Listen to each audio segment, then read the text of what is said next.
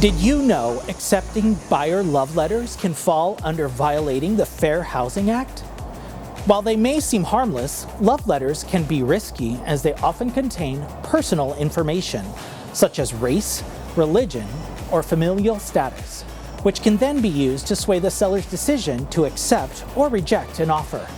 Learn how to protect yourself and your clients from the potential liability related to buyer love letters with these tips. Inform your clients that you will not deliver buyer love letters. Remind your clients that their decision to accept or reject an offer should be based on objective criteria only. Avoid reading any love letter drafted or received by your client.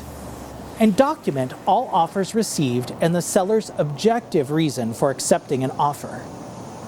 As we continue to learn more about how unconscious bias impacts the real estate industry, test your knowledge of fair housing by taking the National Association of Realtors Fair Housing Simulation, Fairhaven. Thanks for watching.